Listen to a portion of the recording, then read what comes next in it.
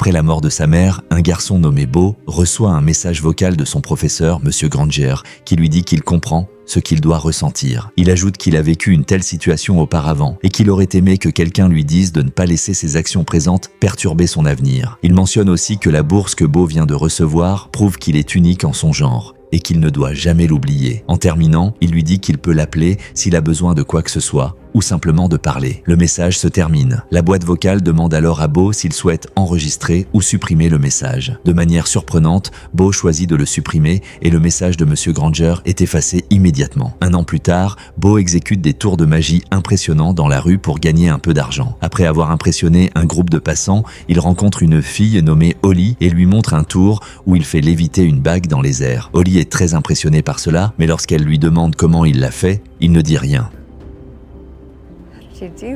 Peu après, Beau va rencontrer sa petite sœur, Tina, qui est en train de lire un livre. En voyant le livre qu'elle lit, il est sur le point de lui révéler la fin de l'histoire, mais Tina l'arrête juste à temps. Beau s'excuse pour cela et ils rentrent ensemble à la maison. Une fois chez eux, Beau va dans la salle de bain et après avoir regardé son reflet dans le miroir pendant un moment, il décide de nettoyer la plaie sur son bras. On découvre alors que Beau a intégré un électroaimant dans son bras. Et c'est pourquoi il peut réaliser plusieurs tours impressionnants, comme celui qu'il a montré à Holly. Malheureusement, cette incroyable invention laisse des parties de son bras blessées après une longue journée, et c'est pour cela qu'il les nettoie régulièrement afin d'éviter une infection. Après avoir terminé, Beau soulève 2 piles en l'air et les jette dans la poubelle. Peu après, alors que Beau prépare le dîner pour Tina, il aperçoit sa voisine, Georgie, marcher près de sa fenêtre. Il sort alors pour lui demander si elle peut s'occuper de Tina le soir, car il doit sortir travailler. Georgie accepte, et Beau la remercie pour cela. Bien plus tard, Beau quitte la maison et se rend dans un club dirigé par une femme nommée Luna. À son arrivée, il salue les collègues de Luna, avant d'entrer dans son bureau pour déposer une livraison de drogue pour le club. Après avoir livré les drogues, Tina, sick, erreur probable dans l'original, il s'agit probablement de Luna, le remercie et Beau quitte son bureau. Alors qu'il est sur le point de quitter le club, les collègues de Luna lui demandent s'il ne leur montrerait pas un tour avant de partir. De manière surprenante, il s'avère que Beau avait déjà subtilisé leur téléphone et leur portefeuille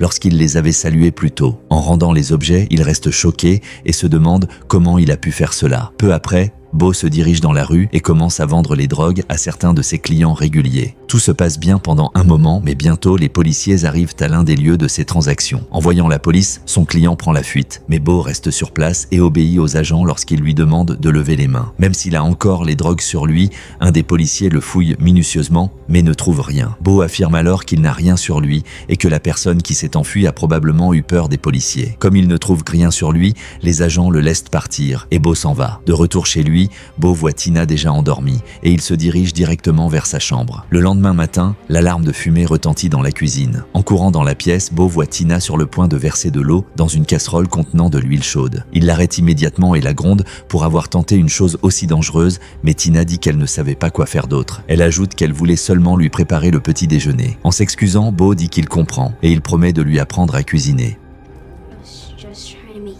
Peu après, Beau se rend dans sa chambre pour compter tout l'argent qu'il a gagné la veille. Dans son sac, il trouve un mot avec le numéro de Holly et se rend compte qu'elle l'a probablement glissé là pour lui. Beau semble heureux à cette découverte et il décide de lui envoyer un message. Plus tard, il se rend chez son fournisseur, Angelo, qui semble très content de le voir. Angelo félicite Beau pour son bon travail jusqu'à présent et lui dit qu'il pourrait même un jour reprendre l'entreprise à sa place. Il lui demande ensuite s'il a une petite amie et Beau répond que non. Cependant, il se souvient qu'il a maintenant un rendez-vous avec Holly, alors il en parle à Angelo. Angelo semble ravi pour lui et propose de payer leur premier rendez-vous. Même si Beau refuse d'abord l'argent, Angelo insiste en disant qu'il veut juste l'aider. Beau le remercie et Angelo lui demande alors un service. Quand Beau lui demande de quoi il s'agit, Angelo lui demande de découvrir le nom du dealer rival qui vend dans l'une des principales zones de vente de Beau. Beau accepte de le faire et Angelo le laisse partir. Plus tard dans la soirée, Beau se rend dans un club pour obtenir les informations dont Angelo a besoin. Après avoir vu quelqu'un acheter de la drogue à un individu louche, Beau va à sa rencontre et lui demande s'il peut également en obtenir. L'homme refuse de vendre à Beau et va même jusqu'à presque le frapper lorsqu'il insiste. Finalement, l'homme s'en va, mais il s'avère que Beau a déjà volé son téléphone. En le vérifiant, il découvre que le dealer rival s'appelle Maurice. Beau appelle immédiatement Angelo pour lui transmettre l'information. Angelo le remercie et Beau rentre chez lui. Le lendemain, Beau organise un rendez-vous avec Holly et lorsqu'elle arrive, il est visiblement heureux de la voir. Beau s'excuse de ne pas avoir eu l'occasion de bien lui parler la dernière fois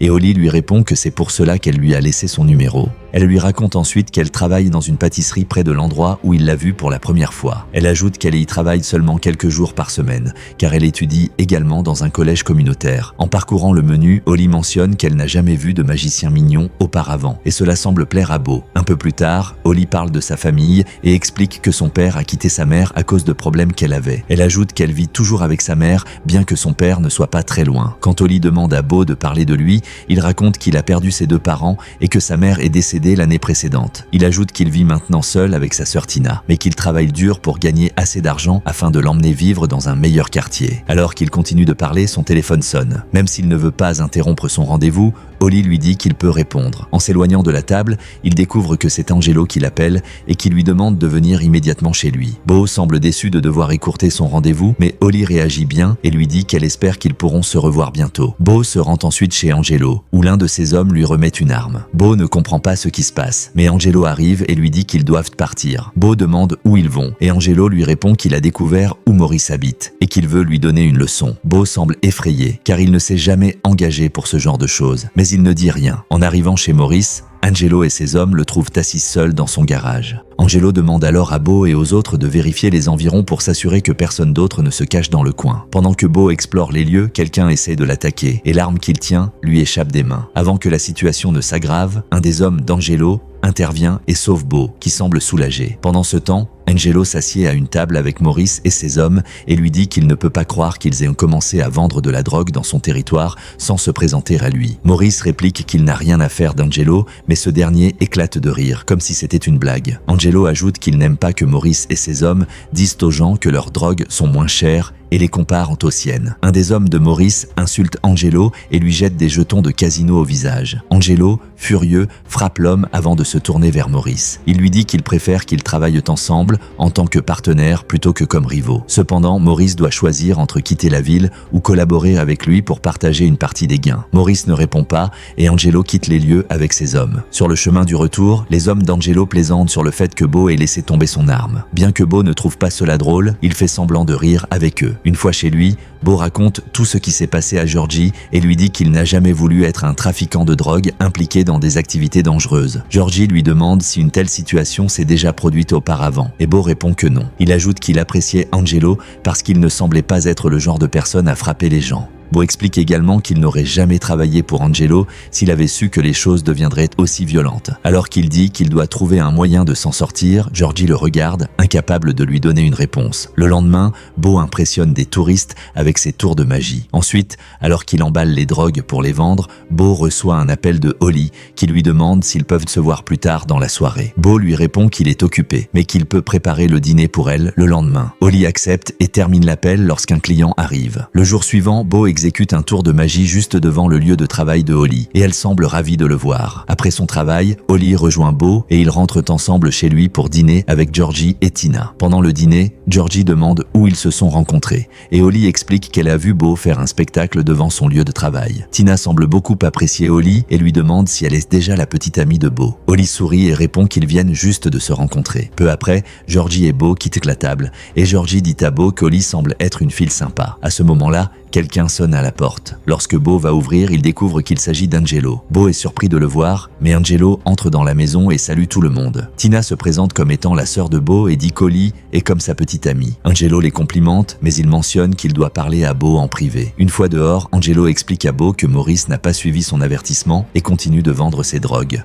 Il ajoute qu'il a appris que Maurice est en train de faire la fête dans un club voisin et qu'ils doivent lui donner une autre leçon. Beau semble mécontent de cette nouvelle, mais il retourne à l'intérieur pour s'excuser auprès de Holly, car il doit à nouveau écourter leur rendez-vous. Il demande également à Georgie si elle peut surveiller Tina pendant son absence. Georgie accepte, mais Holly propose aussi de rester. Beau lui dit qu'il ne veut pas la déranger, mais Holly insiste que cela ne la dérange pas. Peu après, Beau rejoint Angelo et ses hommes pour kidnapper Maurice alors qu'il quitte le club.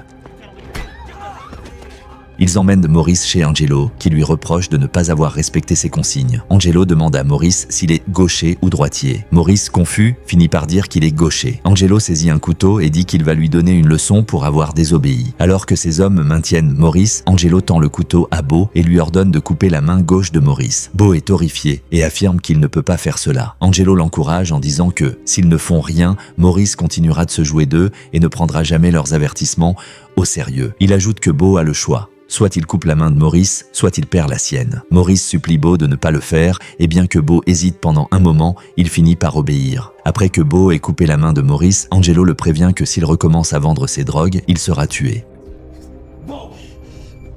Peu après, Angelo ramène Beau chez lui et lui dit qu'avec Maurice hors jeu, il y aura plus de clients et donc plus d'argent à gagner. Il demande à Beau s'il peut gérer 1 kilogramme supplémentaire de produits. Beau répond qu'il le peut et Angelo lui confie la marchandise tout en lui disant qu'il contrôlera désormais une somme importante. En sortant de la voiture, Angelo mentionne qu'il organise une fête chez lui ce week-end et invite Beau à venir avec Holly s'il le souhaite. Beau dit qu'il y réfléchira puis rentre chez lui. Une fois à l'intérieur, il cache les drogues avant d'aller réveiller Holly qui s'est endormie sur le canapé pour qu'elle aille dormir correctement sur son lit. Le lendemain matin, Beau se réveille et trouve une note laissée par Holly lui disant qu'elle est déjà partie, car elle a un cours à suivre. Plus tard dans la journée, après son retour du supermarché, Tina lui demande s'il compte faire un gâteau, en remarquant qu'il a acheté une boîte supplémentaire de bicarbonate de soude. Beau lui répond que ce n'est pas ce qu'elle pense. Peu après, Beau invite Georgie chez lui et lui montre comment il a reconditionné les drogues d'Angelo en y ajoutant du bicarbonate de soude pour obtenir 1 kilogramme supplémentaire de produit. Georgie pense que c'est trop risqué, mais Beau explique qu'il espère pouvoir gagner assez d'argent pour acheter sa sortie du réseau d'Angelo. Georgie lui demande si Angelo le laissera partir, mais Beau avoue qu'il ne le sait pas et qu'il espère simplement que cela suffira. Malgré ses inquiétudes, Georgie pense qu'il ne devrait pas vendre ce produit mélangé, mais Beau insiste en disant que c'est déjà fait.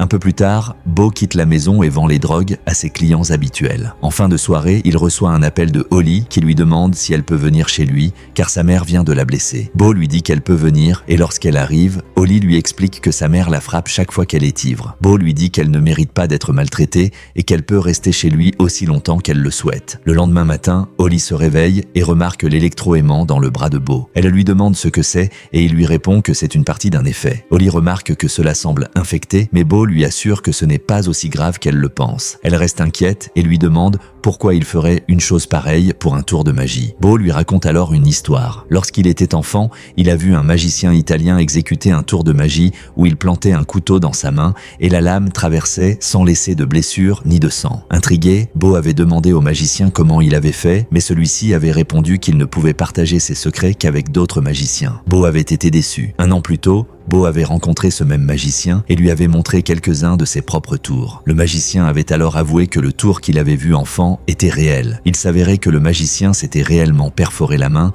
avec un couteau propre et utilisait du latex pour dissimuler la blessure lorsqu'il se produisait. Beau lui avait dit que c'était évident, mais que personne n'aurait imaginé que quelqu'un irait aussi loin pour un simple tour de magie. Holly ne comprend pas pourquoi Beau s'inflige cela, surtout qu'il existe des tours tout aussi impressionnants sans se blesser. Beau répond que tout le monde peut faire ses tours ordinaires, mais que ce qui distingue un vrai magicien est sa capacité à faire des choses que personne d'autre ne peut réaliser. Même si Holly ne partage pas son avis, elle choisit de ne rien dire. Le lendemain, Beau sort pour gagner de l'argent en réalisant des tours de magie pour des touristes. Plus tard dans la soirée, alors qu'il regarde un film avec Holly et Tina, Beau reçoit un appel d'Angelo lui demandant de venir immédiatement chez lui. En arrivant, Beau découvre qu'Angelo organise une fête. Certains des hommes d'Angelo saluent Beau chaleureusement à son arrivée. Après un moment, Angelo appelle Beau dans son bureau. Lorsque Beau entre, il est frappé et tombe au sol. Angelo accuse Beau d'avoir coupé ses drogues. Bien que Beau nie au début, il finit par avouer. Furieux, Angelo sort une arme et menace de tuer Beau. Beau le supplie de ne pas le faire et promet de rembourser l'argent pour les drogues. Au lieu des 15 000 $ initialement dus, Angelo exige maintenant qu'il paye 45 000 $. Il avertit Beau que s'il ne reçoit pas l'argent d'ici une semaine, Beau sera tué. Beau quitte immédiatement la maison d'Angelo et une fois chez lui, il se rend discrètement dans la salle de bain pour examiner l'ecchymose sur son visage. Inquiet que Tina puisse le voir ainsi, il tente de cacher sa blessure. Holly entre entre alors dans la salle de bain et remarque qu'il est paniqué. Elle lui demande ce qui s'est passé et Bo lui raconte tout. Il lui dit qu'il comprendrait si elle souhaitait le quitter, mais Holly lui répond qu'elle ne fera pas cela. Voyant Bo effrayé, car il n'a économisé que 5 000 $, Holly lui propose de vendre quelques-unes de ses affaires et de continuer à faire des tours de magie pour gagner de l'argent. Elle lui dit qu'elle fera aussi ce qu'elle peut, car elle comprend qu'Angelo est dangereux et qu'il ne tolérera aucun retard. Dans les jours qui suivent, Bo exécute des tours de magie dans divers endroits pour gagner de l'argent. Il vend également certaines de ses affaires, ce qui lui permet de rassembler un peu plus de 35 000 $. Holly, de son côté, lui donne les 900 $ qu'elle avait économisés pour ses frais de candidature à l'université. Bo refuse d'abord de prendre l'argent, mais Holly insiste et dit qu'elle veut qu'il l'ait. Bo la remercie profondément pour cela, mais avec seulement un jour avant la date limite, il se demande encore comment obtenir les 9 000 $ restants. Le lendemain, Bo se rend à la banque pour tenter d'obtenir un prêt, mais sa demande est rejetée. Frustré, il retourne à sa voiture et frappe violemment le volant. Tina, qui est avec lui demande si quelque chose de grave va leur arriver. Bo la rassure en disant qu'il n'y a rien à craindre, mais Tina insiste, remarquant qu'il semble effrayé. Bo lui explique que la vie d'adulte est parfois difficile et qu'elle n'a pas à s'inquiéter. En voyant Tina pleurer, Bo se sent triste et décide de l'emmener dans une salle d'arcade. Là-bas, il manipule les machines pour qu'elle gagne plusieurs parties, ce qui la rend heureuse. Plus tard dans la soirée, Bo emballe des drogues et les emmène au bar de Luna. Une fois arrivé, il observe attentivement le code de sécurité lorsqu'elle ouvre son coffre-fort, car celui-ci contient une grosse somme d'argent. Après avoir été payé pour les drogues, Bo prétend avoir besoin d'utiliser les toilettes et utilise un tour avec son électroaimant pour détourner la caméra de sécurité. Il déverrouille ensuite le bureau de Luna à l'aide d'une clé qu'il avait discrètement volée, et il entre pour ouvrir le coffre-fort. Bien qu'il ait du mal à se souvenir du code au début, il finit par réussir à ouvrir le coffre et prend tout l'argent qu'il contient. Alors qu'il s'apprête à partir, un des hommes de Luna entre dans le bureau pour chercher quelque chose. Bo se cache rapidement et attend que l'homme quitte la pièce. Une fois qu'il est parti, Bo sort discrètement du bureau et retourne au bar. Avant de partir, il remet la clé dans la poche de Luna, espérant qu'elle ne se rendra compte de rien. Bo se sent soulagé d'avoir réuni l'argent manquant sans se faire attraper. Malheureusement, Maurice et ses hommes sont également au club et aperçoivent Kate Bo. Ils le poursuivent dans les rues et finissent par l'attraper. En fouillant son sac, ils trouvent de l'argent volé et le frappent violemment. Quand Bo reprend connaissance, il se rend compte qu'il est menotté dans le coffre d'une voiture. Grâce à son électroaimant, il réussit à déverrouiller les menottes, sort du coffre et s'enfuit du garage où Maurice et ses hommes prévoyaient de le tuer.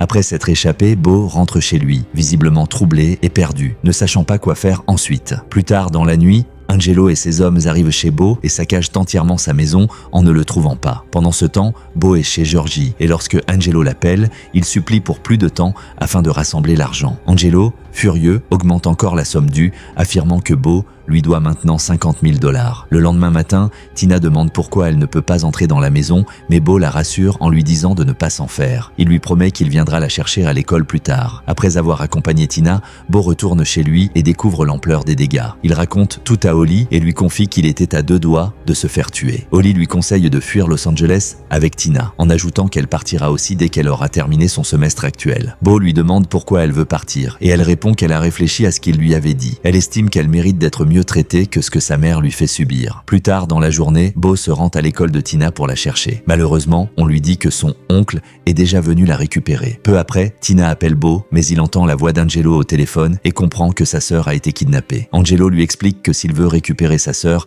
il doit payer tout l'argent qu'il lui doit. Bo est profondément déçu de voir Tina mêlée à cette situation. De retour chez lui, Bo tombe sur une vieille photo de lui et de Monsieur Granger, son ancien professeur. Il décide alors de se rendre chez Monsieur Granger et attend son retour du travail. Quand Monsieur Granger le voit, il est surpris, mais il invite quand même Bo à entrer. Bo lui raconte que les choses n'ont pas été faciles, et Monsieur Granger lui demande comment il peut l'aider. Bo lui rappelle un ancien projet scientifique où il avait été inséré un électroaimant dans une boîte à chaussures. Monsieur Granger s'en souvient, et Bo lui montre son bras. Choqué par l'invention, Monsieur Granger lui dit que c'est extrêmement dangereux. Cependant, il est aussi intrigué et demande comment il peut l'aider. Bo explique qu'il cherche un moyen d'augmenter la puissance de l'électroaimant. Monsieur Granger suggère d'utiliser des batteries et un oscillateur à rétroaction pour amplifier l'effet. Après avoir aidé Bo à améliorer son appareil, ils le testent à l'extérieur. Bo découvre qu'il peut désormais se déplacer vers une voiture grâce à la puissance accrue du dispositif. Monsieur Granger devine que Bo ne compte pas utiliser cet appareil pour un simple tour de magie. Mais il ne dit rien. Avant de partir, Bo avoue qu'il ne voulait pas vraiment refuser la bourse l'année précédente. tante. Monsieur Granger lui répond qu'il comprend. Alors que Beau s'en va, Monsieur Granger lui demande de faire attention à lui. Un peu plus tard, Beau emmène Holly chez Angelo et lui dit d'appeler la police s'il ne revient pas rapidement. Il entre dans la maison d'Angelo et lorsque les hommes d'Angelo essaient de l'attaquer, Beau utilise son électroaimant pour les désarmer et les blesser.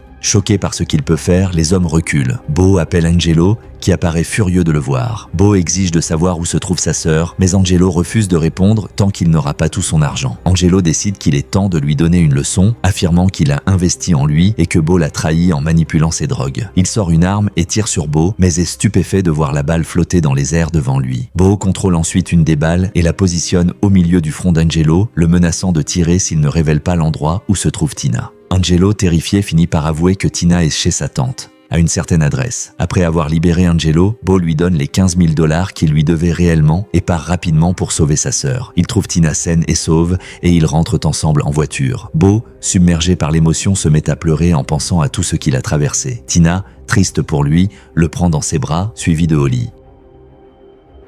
Quelques semaines plus tard, Beau déménage à San Diego avec Tina et Holly, décidant de recommencer à zéro. Il reprend ses tours de magie dans la rue, cette fois dans un esprit plus léger. Après une de ses performances, Holly vient le chercher et ils rentrent chez eux ensemble. À la maison, Holly parle de son cours et Beau lui explique qu'il travaille sur un nouveau tour. Holly lui demande quand il le lui montrera et Beau lui répond qu'il le fera lorsqu'il sera prêt. Plus tard dans la nuit, Holly se réveille et remarque que Beau n'est plus Holly. Elle voit les lumières clignoter dans la maison et se dirige vers une autre pièce. En ouvrant la porte, elle découvre Beau en train de tester son nouveau tour et ce qu'elle voit la laisse complètement fascinée. L'histoire de Beau illustre comment une seule erreur peut détourner quelqu'un de son chemin. Bien que Beau ait reçu une bourse qui aurait pu changer sa vie, la mort de sa mère l'a plongé dans le désespoir, le poussant à abandonner ses études. Il s'est retrouvé à vendre des drogues pour une personne dangereuse comme Angelo. Mais malgré tout, il a trouvé une issue et a quitté la ville pour commencer une nouvelle vie. Son expérience en tant que trafiquant est une phase de sa vie qu'il ne voudra jamais revivre. Les défis de la vie peuvent nous pousser à faire des erreurs, mais il n'est jamais trop tard pour changer